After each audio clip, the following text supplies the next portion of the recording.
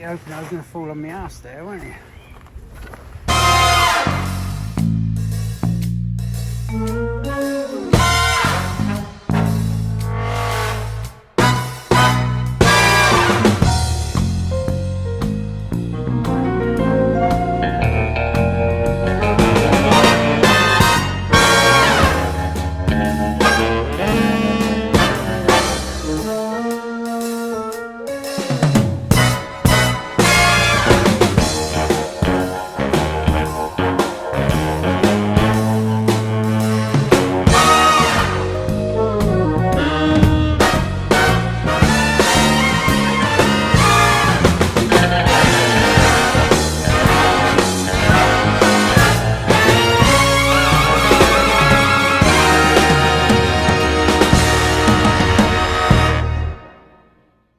Hello. It's been a few weeks since I made another video, probably because it's been a really busy time and I've tackled the pond, filled it, then half emptied it again, ready to do the stonework. But I thought we'd start this video with a little look at the garden as it is now, a little musical interlude at the beginning. It's not really an interlude then, is it? So, anyway, we'll have a look around that and then I'll show you how we got from B to A, or here from there. Does that make sense? I don't know if that makes sense or not.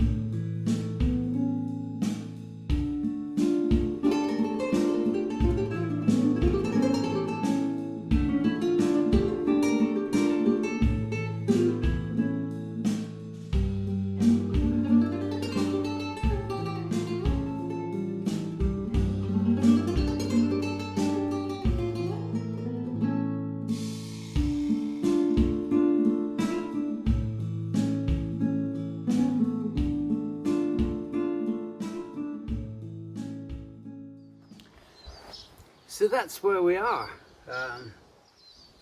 We started this project in August last year. The garden was 20 odd years of just being let go. So with a lot of work and being retired and a budget of £5,000, this is what we've created. It's been a slog. It's been a slog in the winter, and it's been very, very hard at times. There you are. I suppose if you really are keen on doing something, you put the effort in. And of course, doing it yourself, you don't have the labour costs of a designer or getting landscapers in to do it for you. So that would add immeasurably to the cost. For yourself, you just put in the effort because you enjoy doing it. And I can't say I've enjoyed all of it. Digging trenches is not my idea of heaven. But it's a one-off, and it's a final swan song. We'll go into lots of propagation things in the future. Very soon I'm going to put a video on, the first propagation video. It'll be on orchids, hardy orchids, the dactylorhiza. So that's one to watch out for. It won't be one of these sunny side things. The wind is getting up. Contrary to popular belief, I am not a natural skirt lifter. Now I have to admit that I do like to see the bark of a tree, the trunk. And for that reason, I very often lift things like this Trompenberg maple. It clears out the bottom, it allows more light in, and you can grow an understory of plants underneath. If you allowed it to grow all the way down to the bottom, it would just take up far too much room, and you wouldn't be able to put in these alliums or this hosta or this beautiful fern. And it is a beautiful fern. And the other thing that I'm often accused of as being something of a butcher with plants at times is cutting things back. Now this was about 15 foot tall, but if I let it go, it would just be too massive. It's a Syringa imodii, the variegated lilac, the Himalayan lilac. And by cutting it right back, I can keep it. This is the opposite of lifting the skirt. You can get it to break from the bottom, so it's more of a shrub than a tree. It is lovely, but you have to keep on top of it a bit every, say, 3 years. Cut it right back. You have to do that with some plants. If I didn't do it with this yew, it would have just got too big and too massive, and it just wouldn't have any shape or form for a garden like this. And the other thing was this this magnolia, and this is yellow bird, and it was maybe 20 foot tall. And last year, I don't know if you remember, it'll be in an earlier video, we cut it right back, hammered it. Now it's breaking all the way from the bottom. This is one occasion when I'll probably allow that to grow up and just prune it back every so often to make it into a sort of a column, and then with a head at the top. Sometimes it's really important, you know, people prune, they think they've got to prune everything, but sometimes you just need to do it for shape. It's this red pygmy, again, if I didn't cut this red pygmy maple back, it would be breaking from right down on the bottom, and it would be taking up 6 foot, 2 meters of garden. Whereas now we can grow all these beautiful hostas and crocosmia and simicifuga, the now named actia. So judicial pruning. It's no good pruning just because you think you've got to prune. You really don't have to. The other thing this year that's quite interesting is a lot of the maples are having a bit of a mast year. Lots and lots of seed. This is the seed on my neighbour's bloodgood maple. Now while it won't come true, I can of course keep some of this seed, and the seedlings will be perfectly fine in their own right. And if they're not, you can always use them as rootstocks. and graft on a piece of some of the others. It is important to do that with pruning. It's something you get used to over the years. Again, with a plant like this cerula, the prunus cerula, the Tibetan cherry, you need to see the bark because it's that lovely shiny mahogany bark. But growing things alongside it like this little maple here, I've forgotten the name of that one now, but it's gorgeous. And I'll grow that one as a small shrub.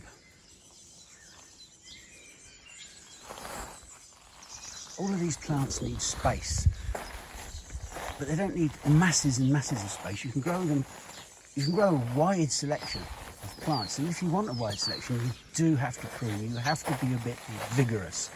And it's the same with perennials. Not so much pruning with perennials, just every 3, 4 years, 5 years, every so often, you need to get in there with a spade and divide them up. In my case, being a capitalist pig, I would probably use the divisions for making other plants. But you could give them away to whoever you want. Another plant I never tire of seeing every year. This has been in flower for about 3 weeks now. Shows no sign of packing up. This is Colquitzia. I cleaned out the bottom of it last year when we sorted out this around the pig house. And look at that. Colquitzia amabilis, the beauty bush. Japanese plant. Absolutely beautiful and such a long flowering period. And the flowers are just so lovely. We've had a bit of rain overnight and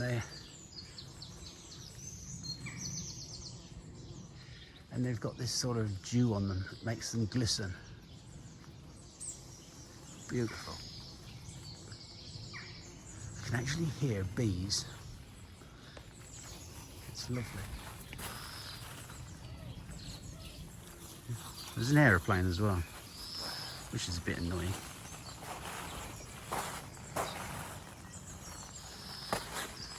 These two lupins.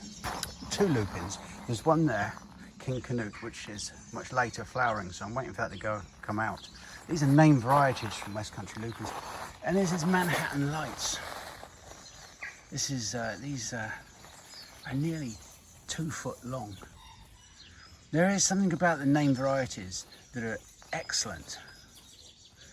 You can get really good coloured seedlings if you grow your own seedlings, but the old-fashioned lupins, the Russell strains, are past it now.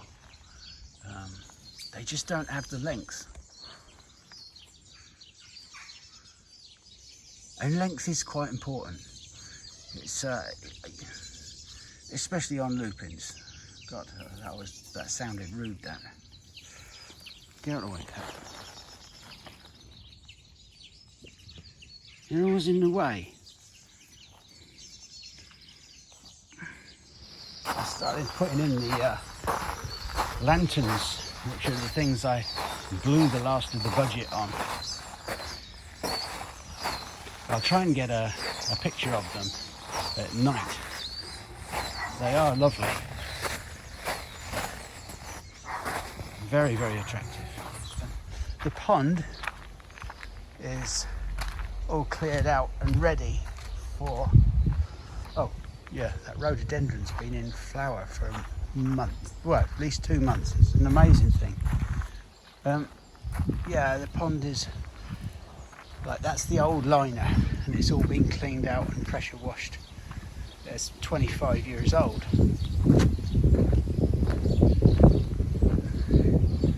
So that's all right. The Shirasawanian maple and the holly over the side there are doing quite well. They'll remain. I'm not sure about that Regersia. The laburnum's doing quite well. I have a great big clock on that summer house. Right, there's the deck when the new liner is put in. These aren't fixed, it's just the uprights are cemented in.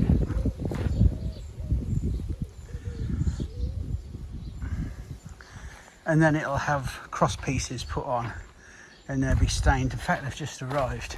I was going to show you the late flowering laburnum. Isn't that lovely now? You can see why they call it the golden rain or the golden chain tree. It's just beautiful. All the others, the Vossiais and the garden ones, have finished now, and once they've finished, this one comes out. It's just so lovely. The sound underneath it of the bees, just wonderful.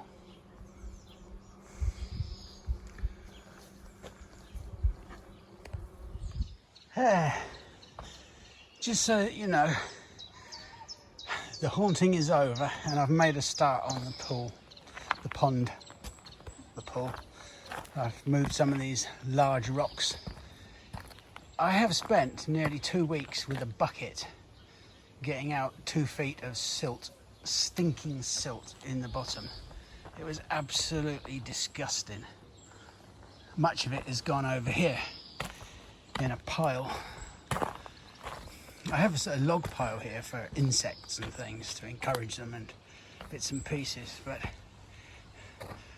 you can see it bears a similar smell and consistency to cow shit. I always look at that lot there. Cows don't shit, they overflow. And at this pond, it's just reminded me of cows. 25 years of detritus. It's never had a net on it or anything, so all the leaves from around and about have gone in the bottom. Hopefully for the next 25 years I'll be able to look after it a bit better. 25 years, that's going to make me 90, isn't it? 91. Probably, if I'm still here, which is very, very unlikely, it won't bother me one way or the other if it's full of crap. Either way, there's lots more work to do on it. I've got to build a little wooden dock this side and a little wall the other side to put a little waterfall in. The waterfall I'm using isn't going to be like a little cascade to make it look like a stone wall or a cascade of rocks. It just wouldn't look right here.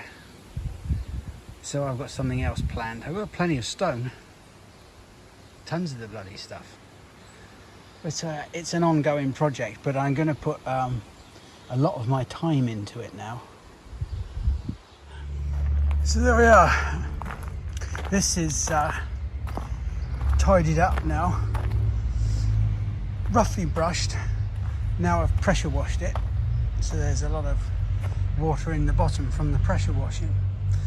But I'll use this as an underlay or an extra underlay, and then I'll put another underlay on the top, and then the new liner.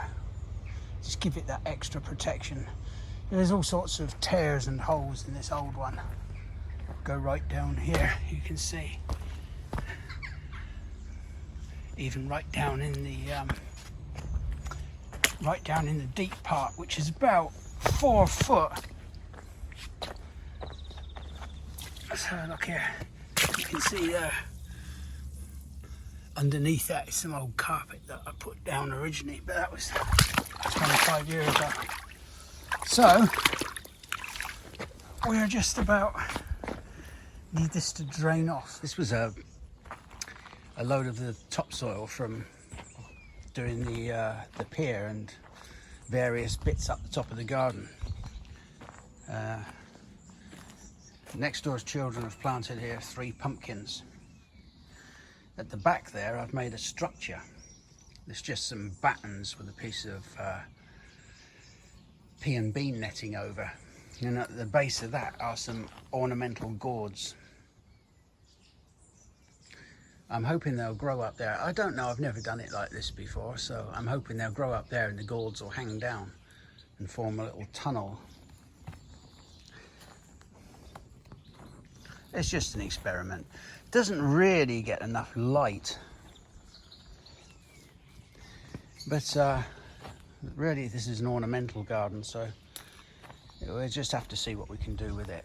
There's a little lump of soil there. I've got some spare courgette plants which I'll stick 2 or 3 in there. We'll just have to see what happens.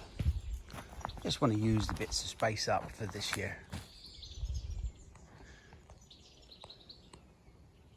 It's certainly looking more like a garden now than it was. The feel of a building site has gone. The potatoes in this little rough area that I had, they're doing quite well. There are, of course, some onions and shallots. I think we've been through those. They're just constantly weeding at the moment as well to try and keep on top of it, because it'd been let go for so many years. There's so much seed on, so it's just a question of keeping on top of the germinating seed and just hand weeding.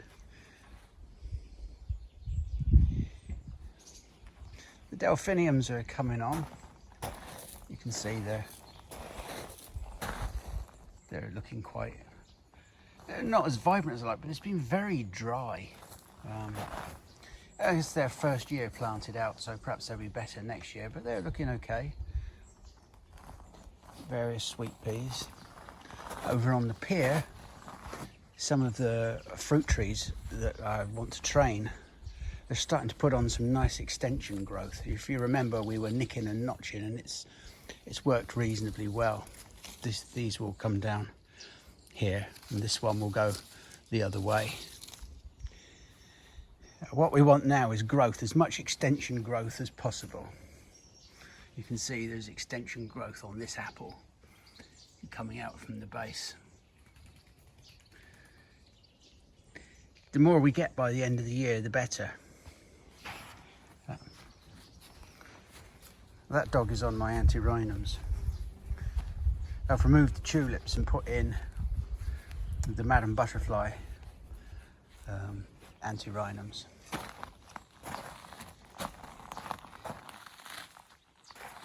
And I've grown a few tomatoes. On this pier it gets very hot and the heat is reflected up off of the pea gravel, and these tomatoes are doing quite well. I went down to a garden centre and I chose half a dozen tomatoes that I hadn't got a clue what they were. I just thought we'd grow them.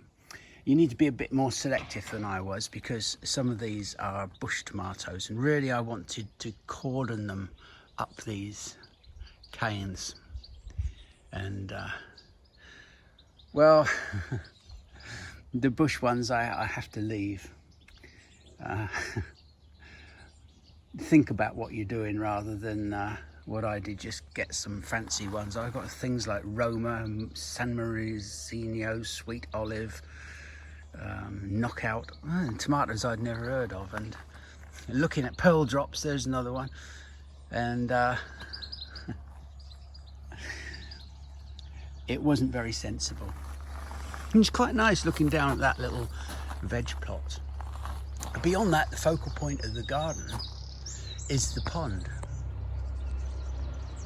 and that's now completely cleaned out, ready for work on it.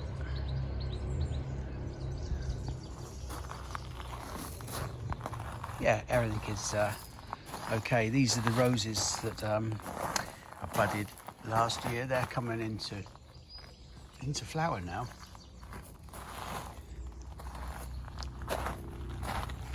Yeah, everything's working out quite well.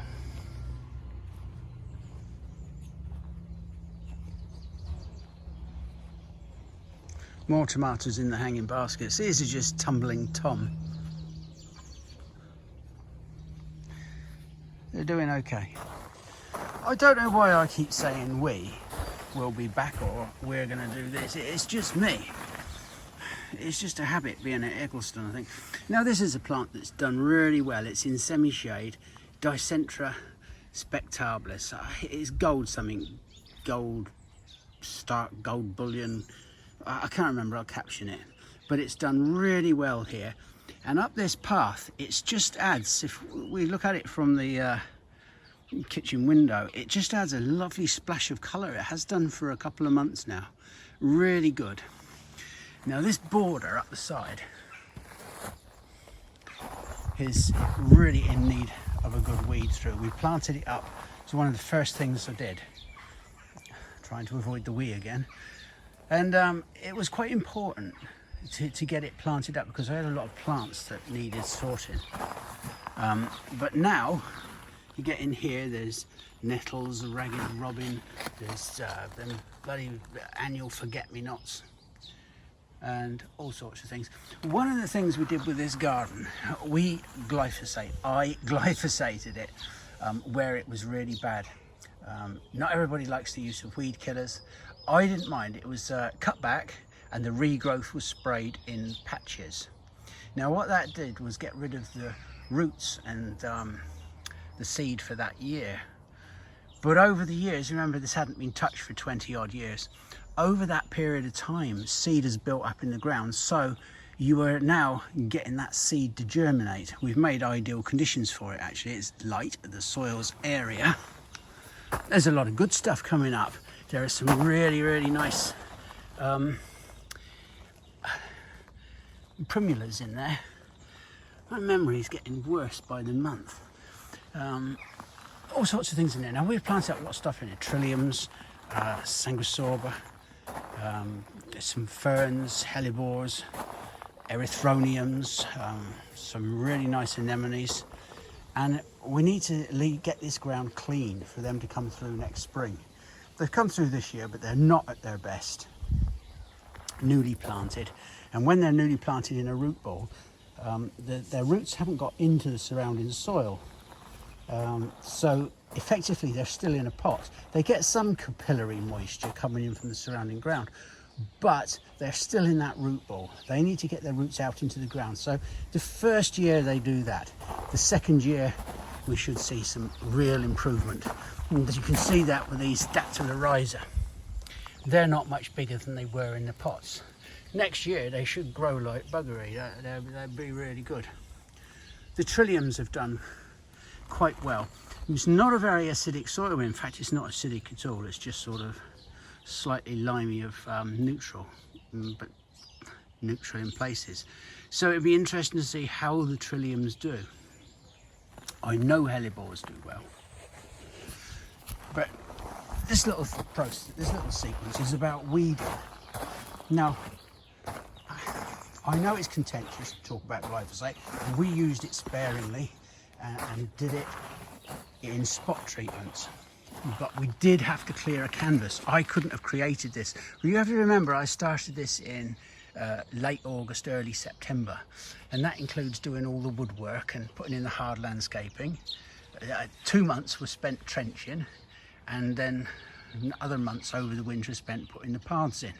It's been really hard work, and I'm a bit old for it now, but having to dig out weed by hand in that period of time would have been impossible. So there is no way I could have created this to the stage it is now at my age without using some selective application of weed killer, and that's what I did. And without that I couldn't have got to this stage. From now on we don't need it. If I've got a patch of like a very perennial pernicious weed coming through from the field or from next door or something like that, like ground elder, I might apply it with a little hand sprayer there, or a little gel, or a rubber glove with a woolen glove over the side, over the top, and then just wet the woolen glove and you can just rub it with your hand. So now it is down to hand weeding, and because the garden is spread out into beds, we have everything is like a bed. There's the Amelanchier bed, there's this arbor bed. It's a nice clematis, isn't it? I'm glad when that one gets away. There's the small archway bed, the big bed. Oh, they've all got names that just, you know, it's their pet names that we use. But this bed up the side here, the wall bed, this is really a good place to start, because I can show you how I hand weed and the tools I use. Let's get down here. Years ago, if I was weeding in a border, I would have used something like an onion hoe. Great, you can get in there and hoe away. But there's a little Japanese hoe. It's like a little mini sickle. And I've come to use this, and I'll show you what it's like in a minute. It's really, really useful. And then there's this sort of narrow trowel thing from Bergen and Ball. There they are. That is really good. We use it a lot in the potting shed, for getting down between the pots, or for getting a weed out within a pot. You can get down, it's nice and thin. And if you're using it here, you see there's some creeping buttercup. You can't really pull creeping buttercup out, because you break off the roots and the bugger just comes back. So you get down with this thin, and then you can just loosen it, and out it comes, root and all. So what I will do here, you see these are just nettles. Showing you how tough I am now, pulling them out by hand. Trust me, I would normally have a glove on. So I will hand weed. All of this will be hand weeded. I will get in using a kneeling mat these days, because I'm fucking old and the old bones are a bit on the rough side, and just get in and hand weed. If you just do an hour a day or something like that, half an hour a day, depending on the size of your garden, you will soon get on top of it. The other thing about hand weeding is that you can select out anything that's worth keeping. For example, there's a little primula there. Now that looks like Primula florinde to me. I might decide to keep that, or just let it grow on for a year. There's some more. And there's a lot of aqualegias around. So if you see something in a sort of a really interesting position, you can just leave them by hand weeding. If you get bored with it, put some headphones on, or earplugs, or whatever they're called these days, ear pods. Yeah, and just get in and hand weed. Now, there's no point farting on with all these little seedlings. You can pick away like a fucking old hen doing that, but this is where the little hoe comes in. You can just, with the little Japanese hoe, just come through there and do that. I also get rid of all these old leaves as well. They all go on the compost, so I get rid of them. But yeah, just get in with a little hoe. And you can see there, what you're doing there is you're ruxing it up, and you're getting rid of all the little seedlings. It's a very, very handy tool, and it's nice to use. It has a point, so sometimes you can get down and oik things out yourself, but I tend to use the Bergen and Bull narrow trowel thing for that. And that's all I use. The kneeling mat, the trowel, and a little Japanese hoe, and a pair of gloves. But the kneeling mat is really important. And just stick it in a bucket and then compost it. There's no more to it than that. But you can see what this bed is like, and I'll show you what it's like when I've been through it. But that's how I do hand weeding. Take out the big stuff and then use a little hoe just to rucks up and get through the seedlings. You won't get them all, but you will be able to save a lot of work next time. The other thing about it is that you can watch the gaps develop. You know, if sometimes there's things that come through, or you want to know where gaps are, because you won't know in the winter where the gaps were. You might want to replant with things. So what I might do is go through, and if there's a gap here, I might put a cane in, as if to say, well, there you are, there's a marker, and maybe we'll put something in there next year. That's finished now, this bed. it looks so much better and gives the plants that are in here space to breathe. You know, hoeing of any garden is really important, especially vegetable gardens. But the time to hoe is before you see the weeds. If you can just run the hoe through your garden now and again, it's just so easy. Obviously, amongst ornamental plants like this, you have to be a bit more careful. But where there's shrubs like this, just running the hoe through, I can do this whole bed in 5 to 10 minutes. And it just disrupts all the germinating seedlings. And you will keep on top of it so much better. And it doesn't become so much of a chore. I know I said try and spend an hour a day. That's easy for me because I'm retired. But once you're on top of it, 10 minutes a day. And if you can do it when it's sunny or dry, even better. You just need to loosen up that top crust of soil, disrupt the germinating seeds, and you'll find your gardening is so much more pleasurable. These beds down here are still to be done. They're not too bad. I've done them once already. Yeah, I think it's about the best weed control you can use. It is quite pleasurable as well, once you get used to it. There are many plants, lilac, forsythia, ribes, the flowering currant, these sort of plants that are very dramatic when in flower. And the mock orange, the Philadelphus, is one of them as well. Apart from this one, this isn't just dramatic when it's in flower and then for the next 50 weeks just a lump of green. This is Philadelphus coronarius variegatus. Are you not listening to this? Oi! I'm talking. You should be attentive. Sorry, digressing. Yeah, Philadelphus coronarius variegatus. It's so lovely. It's in the evening light. It's just picked out beautifully, and it's covered in bud. You don't see the flower as much because of the variegation. It's you rarely see it in garden centres.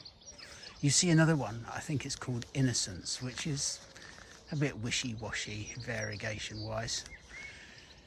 But this is just one of my very, very favourite plants. It's very slow to grow.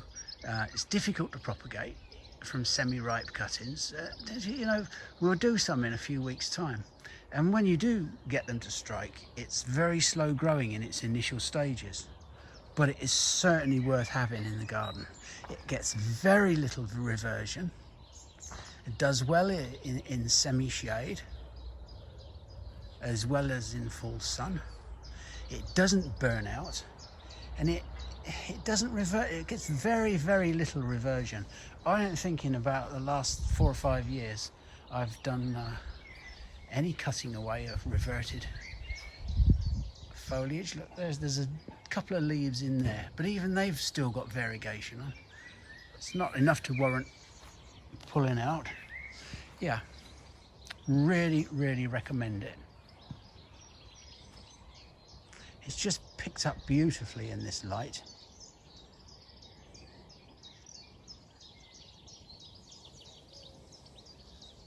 What are you wanting on? Oi!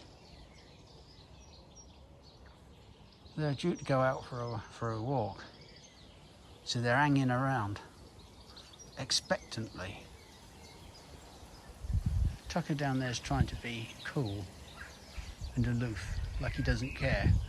But do you know what he does? He sits down in the garden and he just stares up at the kitchen, blackmailing you into taking him out. It's an emotional thing, emotional blackmail. He does it all the time. Shitbag. And a fool for it. Right. The old liner is underneath and I'm just putting on some underlay. This is just some gaffer tape just to hold it. It's a little bit breezy, so I'm trying to hold the creases down. Unfortunately it's red hot, so I'm going to have to go in and have a sit down for a bit. Yeah, it's coming on all right. Yeah, it's very important that like you don't walk on any stones and get any little gravels or anything on top of this underlay, because the next thing to go on is the liner itself. Obviously it's going to look rough because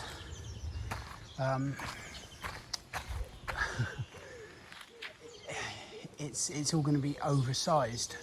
Later on, in a few weeks, when I've done the stone and stonework and things, we'll cut it more back into the garden and edge it up. I really do not like this job. It's not something I'm getting any pleasure out of whatsoever. I did quite enjoy building the dock, and I will get quite a bit of pleasure out of doing the wall. Not that I've ever done a wall before, but I've watched it a lot. To be honest, I'm absolutely knackered.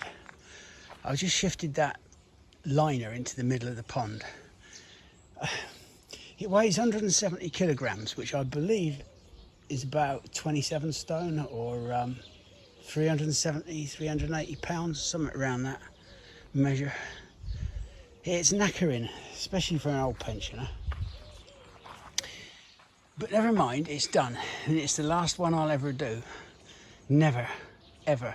I don't even know how the bugger's wrapped. All I know is that it's a hugely heavy, 1mm thick Firestone butyl liner. I wish I knew how it was wrapped, and it would be, I may have to start pulling it about. And more pulling means I'll have to check for big bollocks. There you go. Herniation time.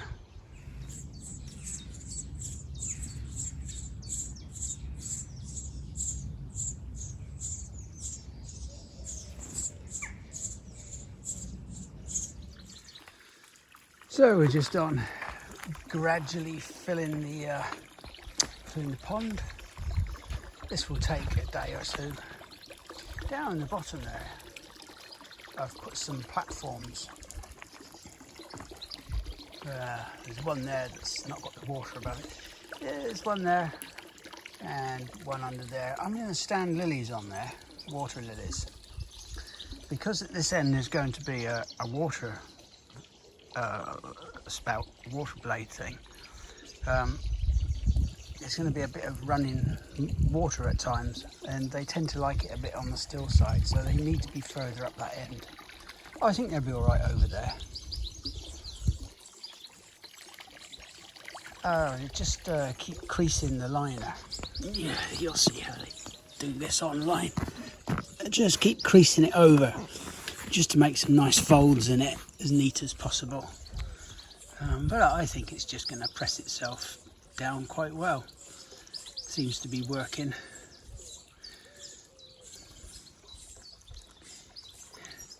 The water is of course going to go green for a year or two. We'll do everything we can with oxygenators and things, but I don't really want to get involved in having filters in it. I want them to be natural filters, because I don't want to run something all day long just to filter a pond if I can get nature to do it for me.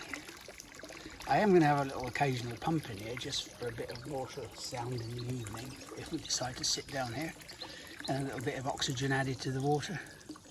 But I don't think there's going to be any fish in it.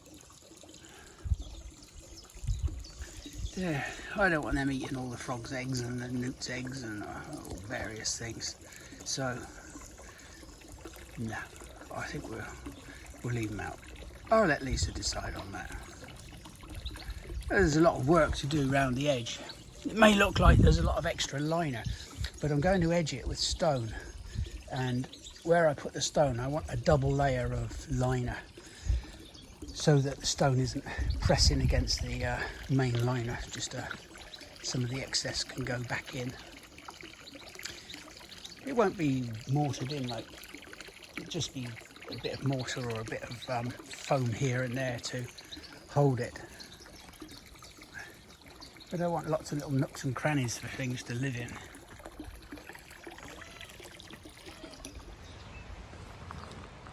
Well, it's not finished yet. The stonework's got to go in, but at least the pond liner and everything is looking smart. It's quite a large pond actually for a garden of this size. The dock is done, so you can get up onto the dock. There's some marginal plants there to go in, but that's not for a week or two. I've got some more pond plants arriving from Lily's Water Garden down in Dorking.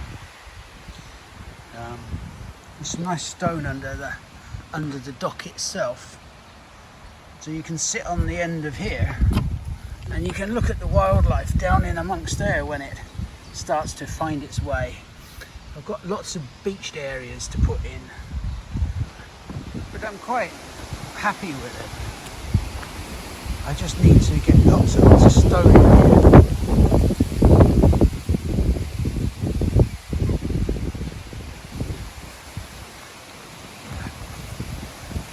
It's a fair old expense really for a small garden.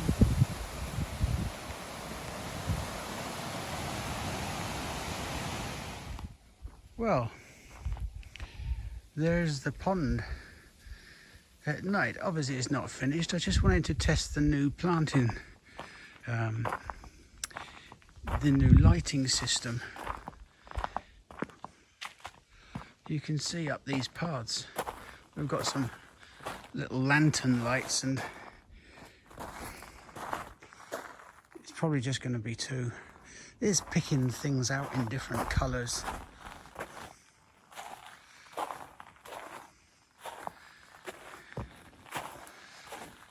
And there we are, there's the Cornus Argentea. That's looking really nice in that sort of blue colour. The thing with these Tecmar lights is that you can change the colours as you wish to. On the front of the workshop is a nice downlight. The trouble is at night time like this, you're getting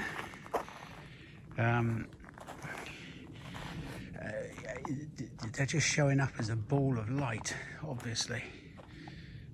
It's a bit dazzling. Again, the house is further up the top. These are LED lights, so all of this lot we worked out is about 50 watts. So if you have it on for an hour or two, it's no more than your front room light. There's the Perry's Weeping Silver. You can change them to almost any colour you want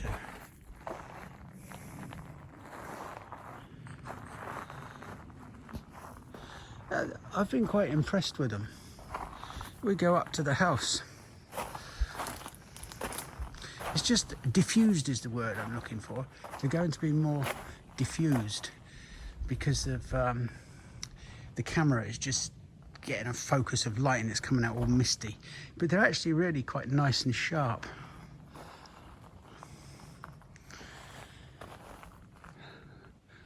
I've been really quite impressed with them. It does make it very magical. I had a couple of my lads, well, lads, they're in their 40s, bloody old men, and they really loved them. The trouble is, as I've said before, you are limited this time of the year, because I'm knackered by 8 o'clock at night and it's not dark till gone 11.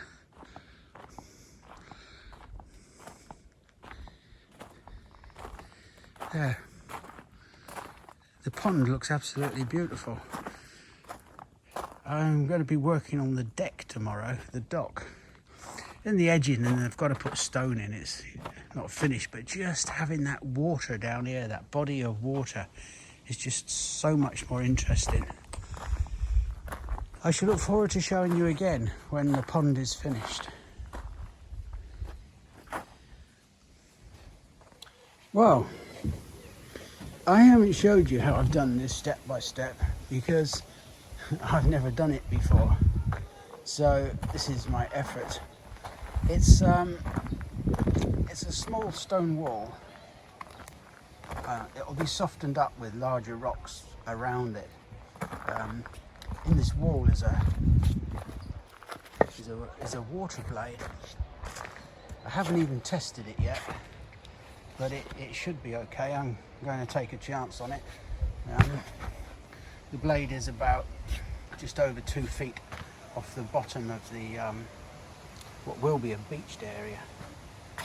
It's just knocked up with stones from the garden as usual.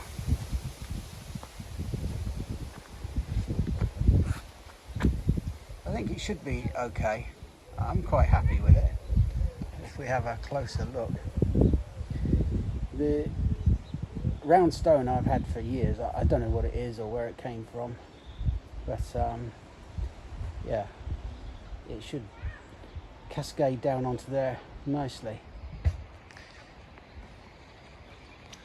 I can't say I enjoy sort of walling and things, but yeah, once it's softened up and there's some big stones put around it, it's not like I haven't got a great big pile to go at.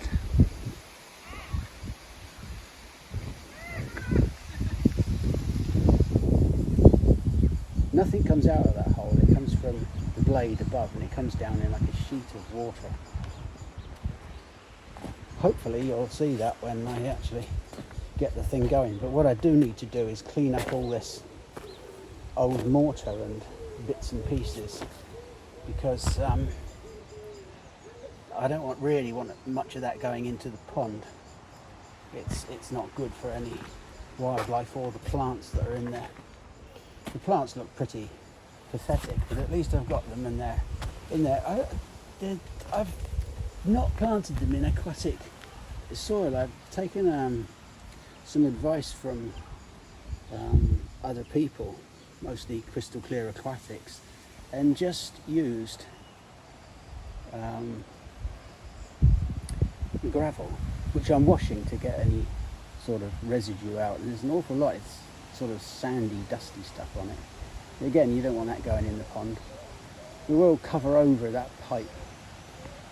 There's a bulk of wood across there just to try and stop some of the crap getting into the water.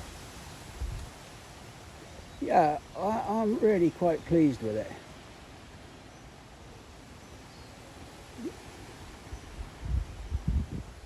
But the test will be when it's actually fired up. If it falls to pieces, my language will be extremely bad. I mean, it's pretty bad at the most of the time, but it will be bad. Well, I suppose really it's just about done.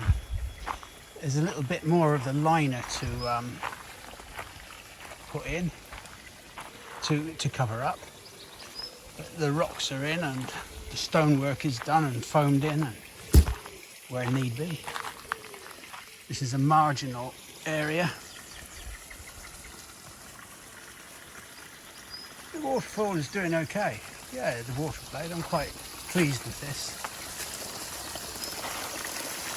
The rocks, there are some quite hefty rocks on there. They're actually bollock busting to move. But it's done okay.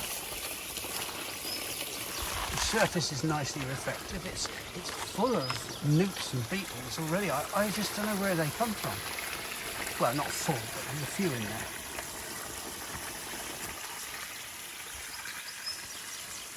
A little bit of disguising this edge of the liner here.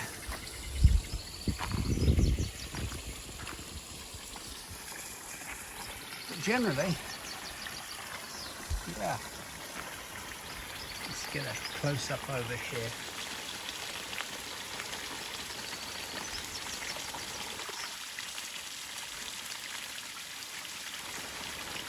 Yeah, I'm relatively pleased with it.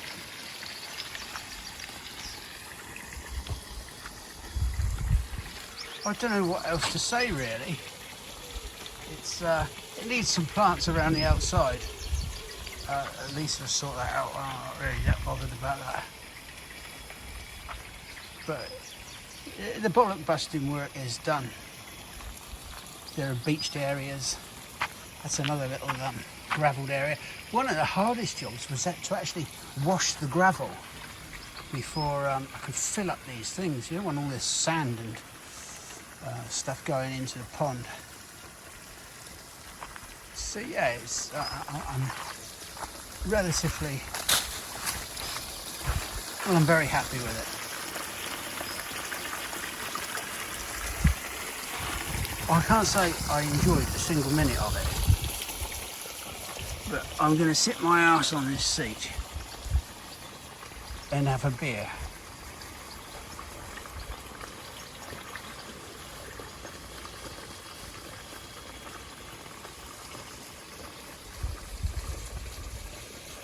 Just wants to be planted up with pond plants, which means I have to get in there. I got in there yesterday to sort of sort some plants out, and I kept these very flimsy trousers on, but they're not like swimming trunks, and there was things floating that I would rather weren't floating. Right, well, a poetry corner today finds me in this very beautiful laburnum walk in the garden. I've never seen it looking this nice, actually. It's glorious. It's quite a dull day, but the bright yellow is so lovely. I will warn you now that Malcolm has picked the poem for today. It does contain an expletive, the sort of word I hadn't heard of until I came to work with Malcolm. But I always think that swear words are okay in poems because it's kind of like part of the art form, isn't it? And I mean, it's like you can't really Google naked ladies while you're sitting in a meeting at, well, say House of Commons. But yet if you're in an art gallery looking at Rubens or Renoir, well, you can fill your boots. So, but I am giving you that warning, which reminds me that I haven't updated you for quite a while on Malcolm's improvements in the social graces front. The other day I went into the potting shed to have a little chat with Malcolm and Thomas, and partway through Malcolm interrupted me to warn me that something unsavoury was going to happen. Look, there he is now, he doesn't know I'm talking about him. Which again, big step forward. He wouldn't normally warn me about that.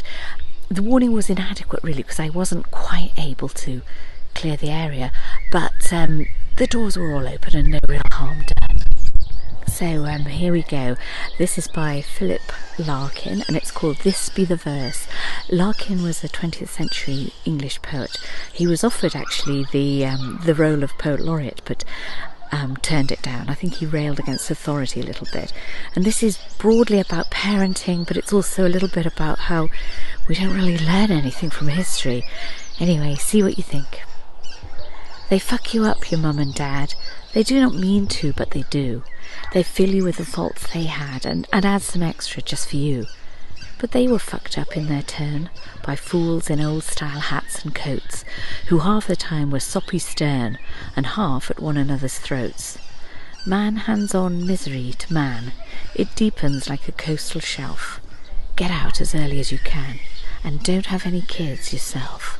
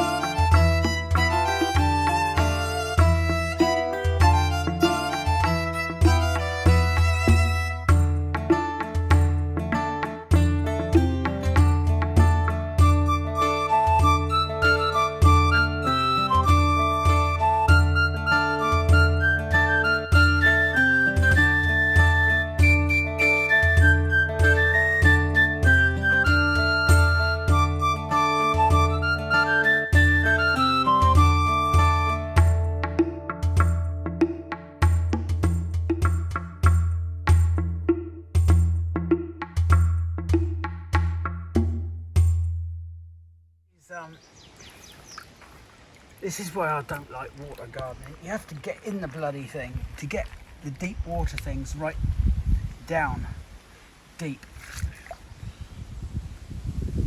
And it's slippery. And the water's horrible.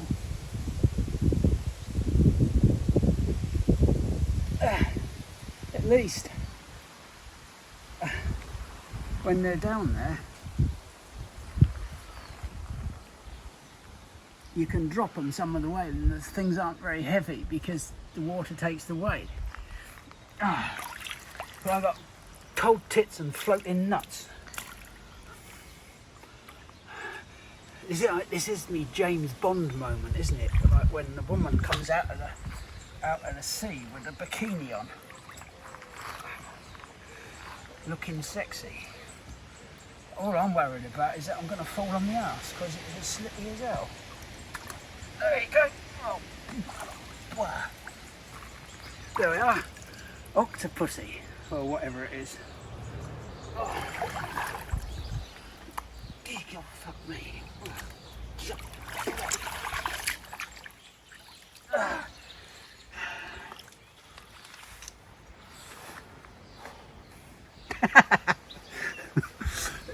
Yeah.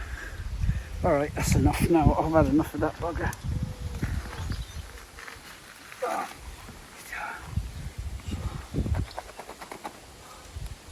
I had a willy once. I don't know where it's gone. Can we stop filming now?